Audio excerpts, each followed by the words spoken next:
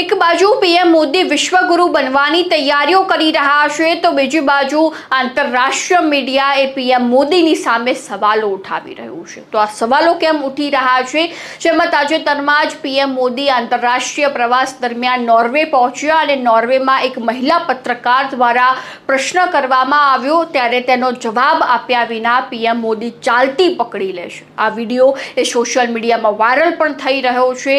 PM Modi troll પણ થઈ રહ્યા છે કે જ્યારે લોકશાહી ધરાવવાવાળા દેશમાંથી આવવાવાળા આ પીએમ મોદી કેમ મીડિયાની અવગણના કરી રહ્યા છે, તેમને એ મહિલા પત્રકારને જવાબ કેમ ન આપ્યો એ પ્રશ્ન ભારતમાં નહીં પરંતુ આંતરરાષ્ટ્રીય મીડિયામાં ઉઠી રહ્યો છે। એ મહિલા પત્રકારે ભારતની ગોદી મીડિયાને પણ સવાલ કર્યો કે જો ખરેખર તમારે પત્રકાર શીખવું હોય તો તમે અમારી પાસે આવી શકો છો। બીજી બાજુ જો ભારતની વાત કરવામાં આવે તો ભારતમાં તો છેલ્લા ઘણા સમયથી પ્રશ્ન ઉઠી રહ્યો છે કે જે સમયથી પીએમ મોદી વડાપ્રધાન બન્યા તે સમયથી જ એ પત્રકાર પરિષદ તેમના દ્વારા કેમ નથી કરવામાં આવી રહી? શું પીએમ મોદી એ પત્રકારોને જવાબ આપવા માટે સક્ષમ નથી?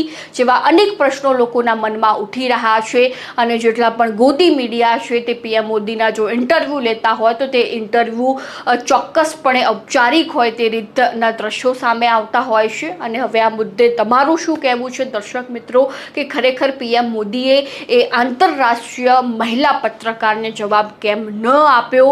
ચોક્કસથી અમારા કોમેન્ટ બોક્સમાં જણાવી દેજો અને ખાસ ક્રાંતિમાનને સબસ્ક્રાઈબ કરવાનું ભૂલતા નહીં।